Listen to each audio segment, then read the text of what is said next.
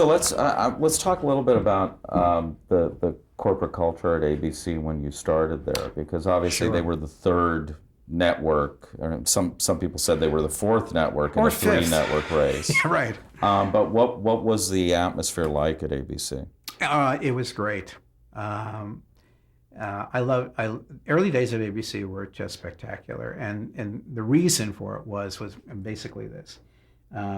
We had really wonderful people there, very very smart, slightly insane, not well balanced, and we had nobody knew what they were doing. We had Leonard Goldenson, who was an extraordinary leader, a great visionary with fabulous energy and support of people. So when you mix all those people, the kinds of people: Barry Diller, Michael Eisner, Marty Starger, Len Goldberg, Ed Sherrick. Listing varsity of varsity wackos in terms of brains and talent, and just extraordinary talent.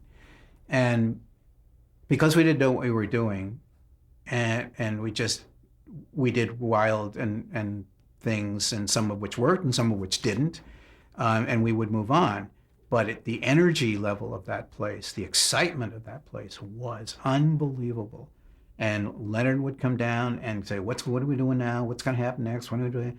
And everybody was trying, we'll try this, we'll try movie of the week, we'll try that, we'll try that. And we not a clue what we were doing.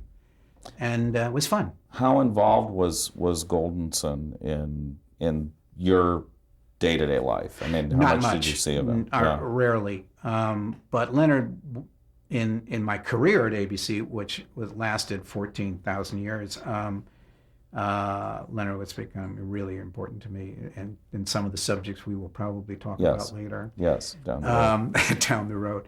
But the atmosphere of that place was so much fun. No one wrote a memo ever because there wasn't enough time.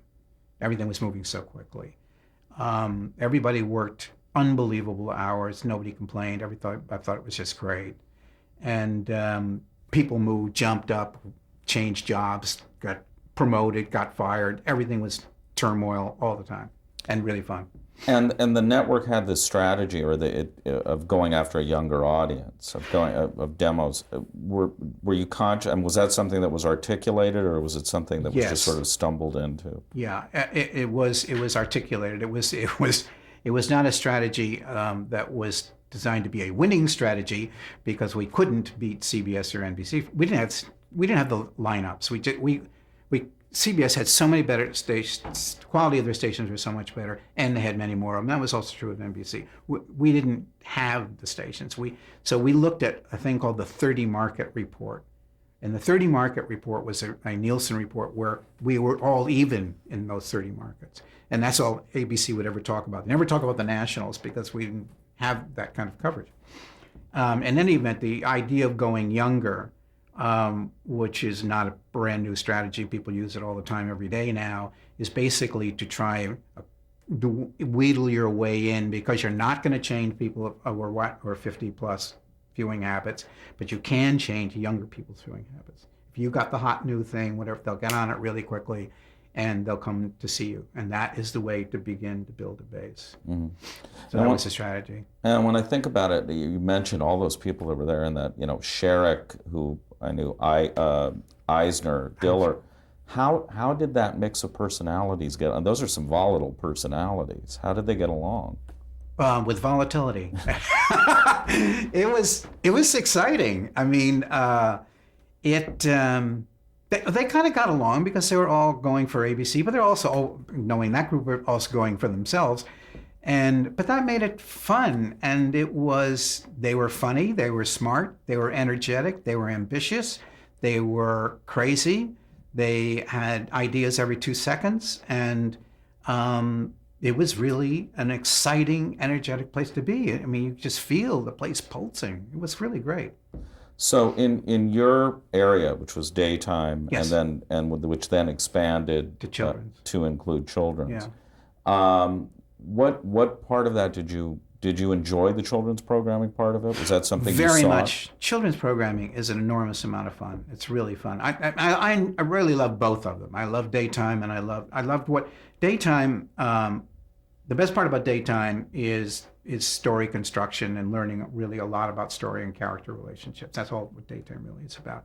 And then trying how am I going to take these characters who are set in a particular way and do a story that's going to build and build and build and build and bring audience and get talked about, and so start to move those audience levels up. And that's what you're trying to do in daytime. And you're using your stories and characters to do that for you.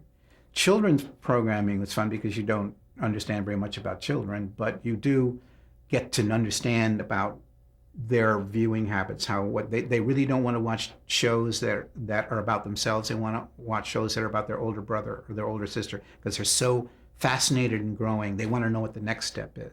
So if you're doing a show for a 5-year-old, you don't do 5-year-olds, you do 9-year-olds because that's what they care about. And then the whole idea of what's going to appeal to kids, what's going to work for kids, and superheroes or whatever it is, and animals or Magilla Gorilla or all the kinds of things that we did is fascinating. It's also, children's programming is a tiny world.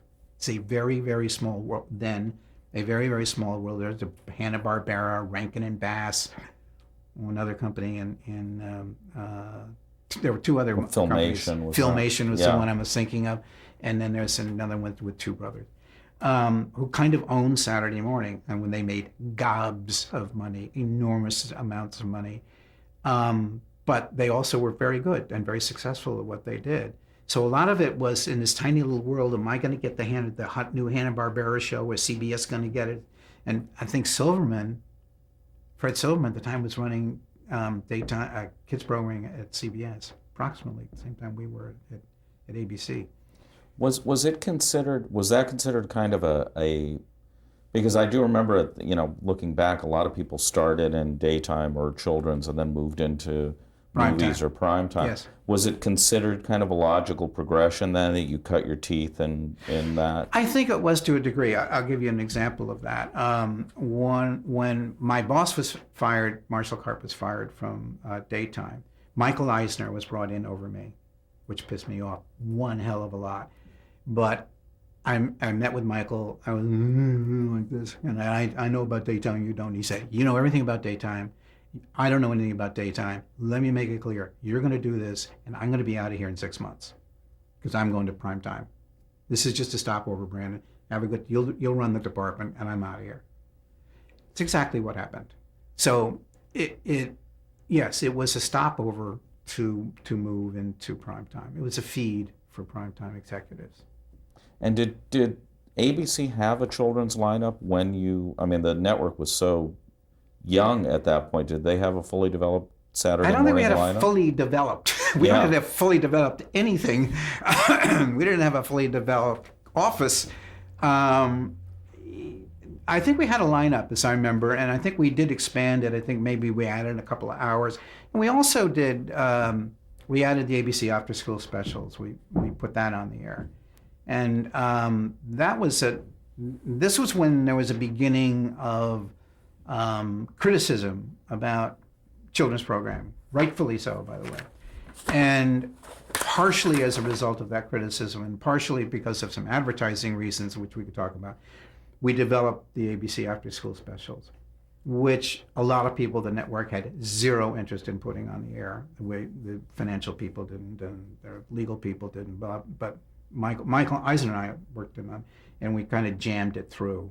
And I can't remember quite how we jammed it through, but it was like, we'll quit if we don't put it on, or one of those things. And they were instant hits and very, very successful. And we launched that with the National Education Association and with Bank Street, which is an education operation in New York, and they helped us in advising and how to structure these things. And basically, I don't know if you know anything about this after school special, they are like an hour drama special about issues that are important to kids. And it's about kid's viewpoint of divorce or whatever it is. And they were really successful. And one of the reasons that we're successful was he ran them at 4 o'clock in the afternoon, and they were viewed by kids and their mother instead of just the kid alone. So the kid could talk with the mother about the issue, if so, say family divorce, and understand it and work it out with their own mother and with the parental guidance. So we won every single award you could possibly imagine. I think they're still running, and they were tremendous fun to work on. I loved working on the AB after school specials. We also introduced a thing called Scholastic Rock, Schoolhouse Rock, which, so I have to check my audience over there. Still run, and that was another one that they didn't want to do. The network didn't want to do, and we finally figured out how to jam it down their faces and get it on the air, and it's run forever and ever, and they've made billions of dollars off it. Well, and the after-school specials were, I mean, you mentioned divorce, but they dealt with all kinds of tough subjects. Really tough stuff. Was that a? I mean, it was fun. Was it a tough sell? You mentioned it wasn't an easy thing to get on, but was it a single advertiser? No, it was multiple advertisers, and initially we had sponsor problems, but once the awards start coming in and the Peabodys and the Emmys and all of that, then the sponsor problems were limited. And we did them very carefully. I mean, they were very tough subjects, but we worked on them very hard and very carefully. So they were successful. We didn't have trouble. You mentioned that the criticism or the concern about children's programming is yes. a valid one. Yes. There was that period which kind of followed this, where there was almost nothing but toy-based shows that went on there for that stretch, where it was all syndication and He-Man and G.I. Joe and that sort of thing. Yeah. What's your sense of what kind of happened to the children's marketplace? Well, I think it dissipated. I was out, fortunately, by that point. But I think what happened was that the market dissipated. Syndication became more and more important, rather than just the Saturday morning block, but afternoon, early morning, any day of the week kind of thing. And I also think the advertising support shifted back almost to the older mold of, I want my own show, design my own show for my superhero character, and make the story about the superhero and make the commercial about the superhero, and they're all the same thing. And I think that happened. I've never had a clear understanding, much more than what I just said to you, about why it fell apart on Saturday morning. Now I believe it's just all advertiser owned. I believe. It is, yeah. I mean, they're brokering it out, actually. Yeah, basically brokering it, yeah.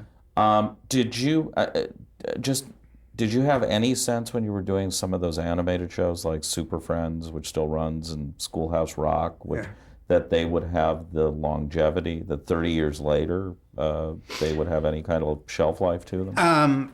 We did on Schoolhouse Rock, because that was the only way we could get the network to do it, because they cost a lot. And this little 4-minute film cost then $45,000 or something, which is a lot of money then. And everybody would say, well, yeah, but if you run them twice, I mean, that's on $20,000. We can't afford that. We said, well, Mom, they'll go on for years. Don't worry about it. These things are evergreen. They're going to be classics. They're going to run for. We had no idea what we were talking about. But anything to get that average price down, it's finally going to be like 15 cents a run. Look it out, 75 years from now. Talking fast and dancing real quick. And but we got them on. And so I'm not sure we thought they would be as evergreen as they were, but we sure were using that idea in order to get that, amortize that cost down. And are there any of the after-school specials that you particularly remember? I mean, by subject or talent? Oh my gosh, yeah. The Last of the Curlews was one of my favorite ones. Very early in the first year. It was a animated show that we did with Hanna-Barbera about a curlew. Oh, I'm going to start to cry. And it was about this migration across the United States, and it's down to one last bird. And the bird is flying alone, and he's going over a field in Kansas, and he is shot down, and then there are no more curlews. And it was a killer show. And and there was another one. called Psst, It's Hammerman. And it was about bullying. And what do you do about bullying? How do you handle a bully? And it was, Psst, It's Hammerman. Hammerman, needless to say, was the bully. And it was a great show about should this kid stand up to the bully? What will happen? Is it right for him to hit somebody or not? Should he turn the bully in? And it was all those kinds of issues. And it ended up with a great fight sequence where he takes on the bully, and the bully goes, backs off. And it was fun. But we did, I don't know, so many of them. It's hard to remember them all. The last of the curlews. I have a curlew somewhere on my desk, though. Joe Barbera sent me. I just before I don't want to miss it because Hanna and Barbera that were such kind of giant figures in that business, and that was, I mean, when you talk about dealing with them then, they were a smaller company then.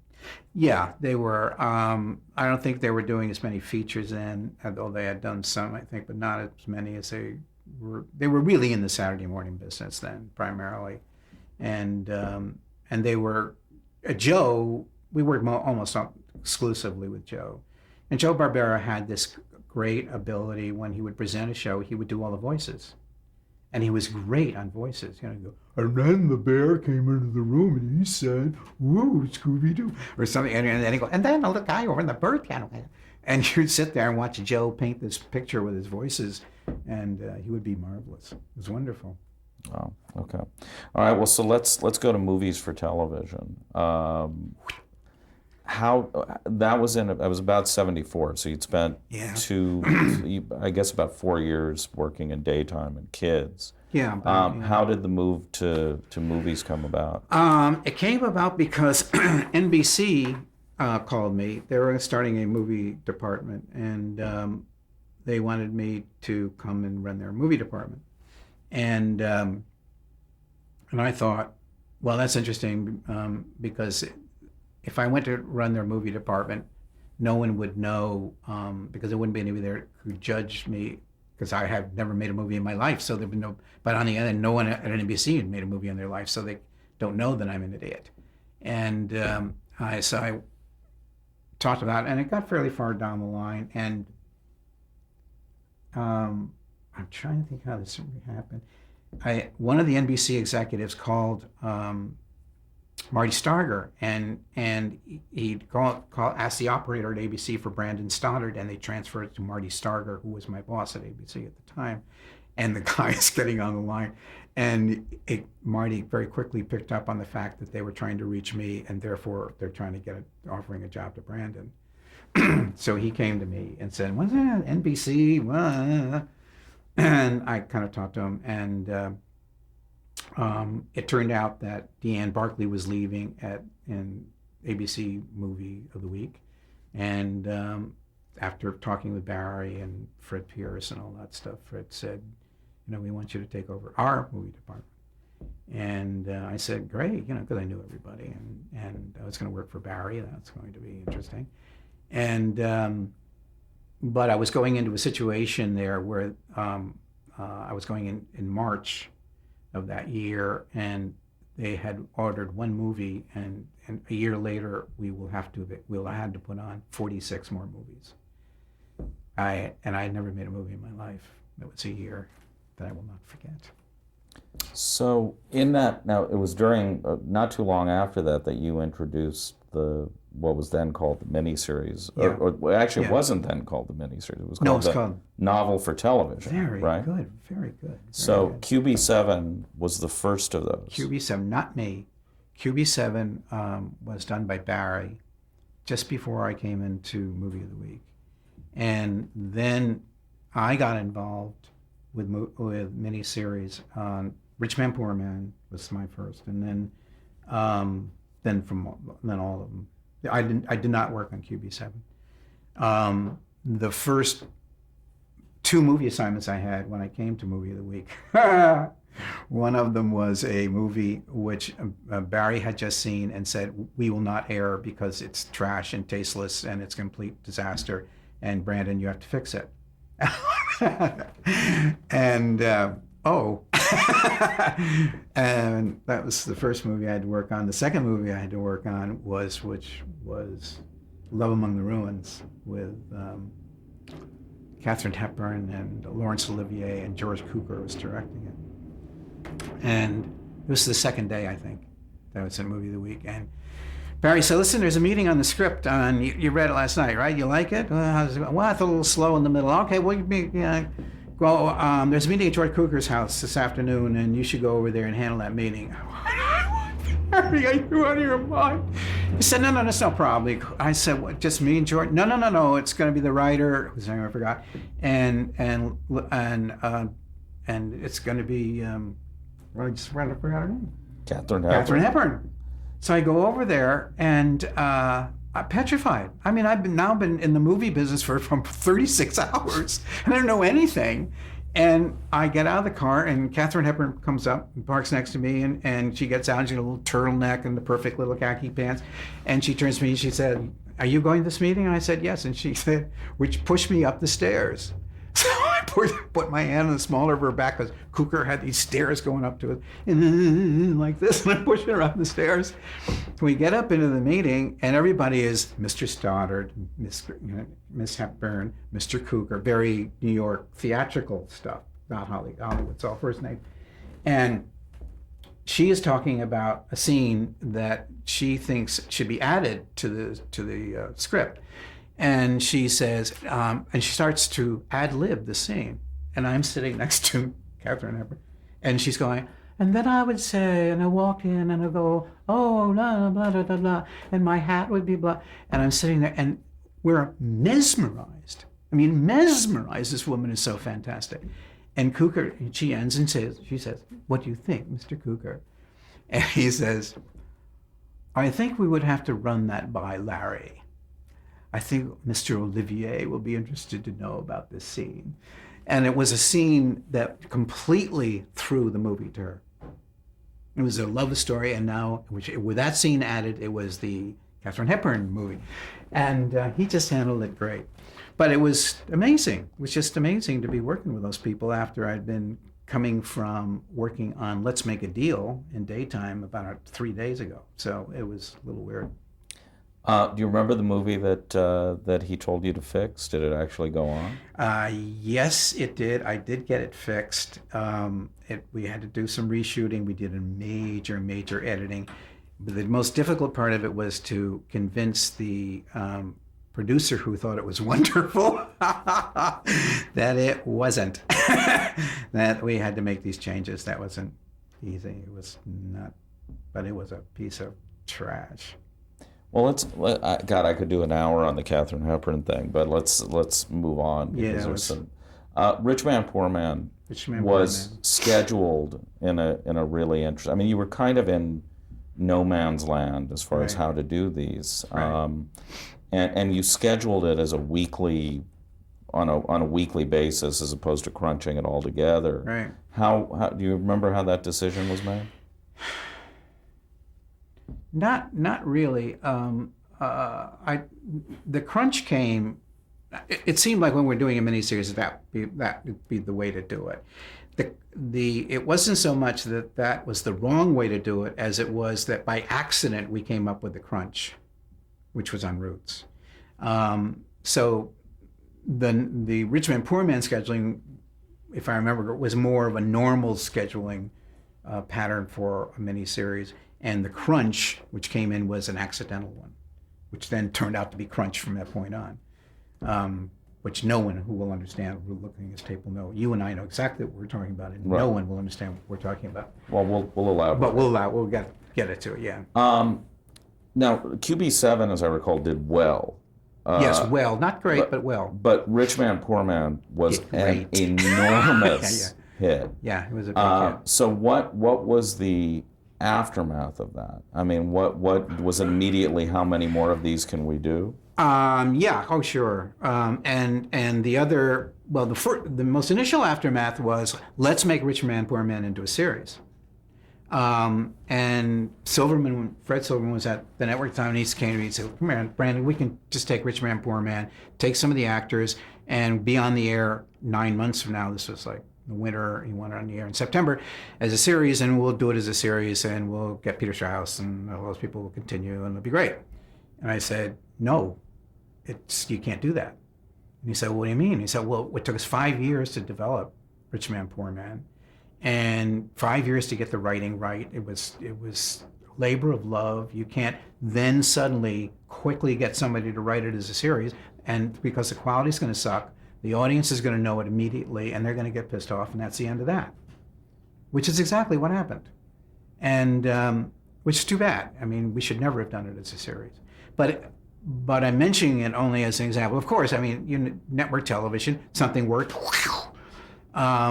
We want 17 more, and the NBC reacted by putting on a series called Bestsellers, which you may or may not remember, and that was a week they do a book and then a book and then a book and a book and a book, and of course that didn't work either because they didn't do it right. It takes a very, very long time to develop these miniseries, and you have to be very carefully done for lots of different reasons, and we can talk about that later. But so you can't hurry them, you can't rush them. They take minimum of 4 years to do. Some of the ones we'll talk about took 5, 6, 7 years to do, and that's just the way it is. So you churning them out, coffee grinder, it's not going to work. Did you have a sense Rich Man, Poor Man was going to be as successful as it was, or were you sweating it out before it went on? I was sweating it a lot, but not as much as some of the ones we're going to talk about where I really sweated. I thought it was going to work pretty well. The scary part about Rich Man, Poor Man was that our leads were people that no one had ever heard of, and no one had ever heard of Peter Strauss.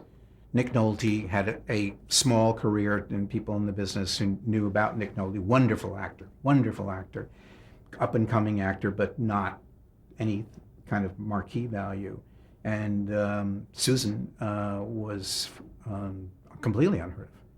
So that was a huge risk for us to say, okay, we're going to take 3 unknowns, put them in lead roles in a miniseries, and go. There was a lot of discussion about it, and a lot of, oh no, we won't do that, Frank Bryce, who was running Universal at the time. And then finally I bowed to Frank and said, okay, we'll do it.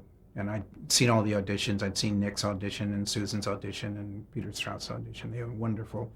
And his argument, I think, was an interesting argument because and I think he was right, because they're unknowns, they're going to get an enormous amount of press. The press is going to react to the fact that they're unknown. They will write them up a lot. And he was quite right. They did. And you surrounded them with known actors. Major known actors, yeah. And that helped a lot. And Richard also, it was a pretty successful book. And the book helped it. Although I think it was Irwin Shaw said at the end of it, never have I made more money for doing less work.